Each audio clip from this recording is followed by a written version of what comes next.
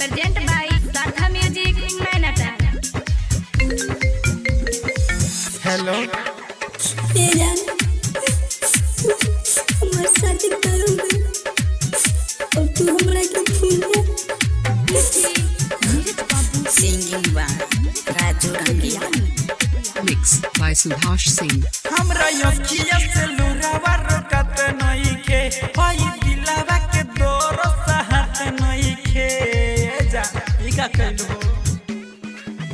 हमरा अखिया से लुरावा रोकत नहीं के होई दिलवा के दोरो सहत नहीं के भूल गइले रे पगली कहवा जाई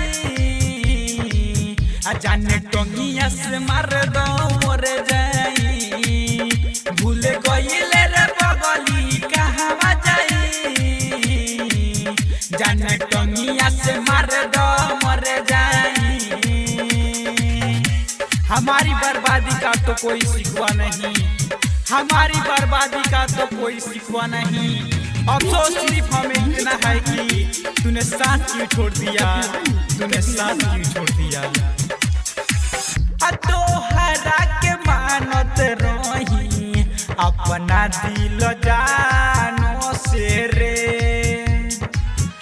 कइले खेलवाड़ तू हमारा यार मानो से रे हमारा यार मानो से रे तो हरा के मानत रही अपना दिल जानो से रे कइले खेलवाड़ तू हमारा यार मानो से रे देखे हमरो रोवल का पर जाई कुछ न रहबे छोड़ के हर जाई हरदम लौकत तोहरे पर छाई जाने टंगिया से मार दो मर जाई भूल गइले रे पगली कहवा जाई जाने टंगिया से मार दो मर जाई।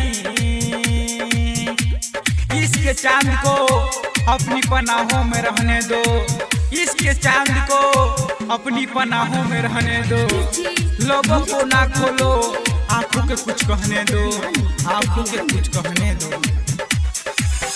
वही सोने किस्मत लिखल बाल विधाता हो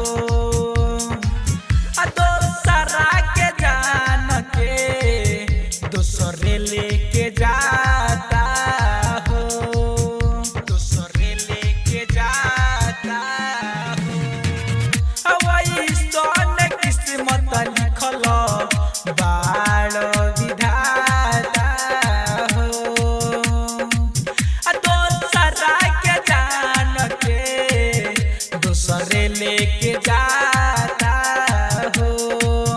राइटर मोतीलाल मतलबी से कोइलू सगाई सच्ची सुबह से कहे कि बाड़ू हर जाई रोजुआ संगे कइलू बेवफाई जाने टंगिया से मार दो मर जाई।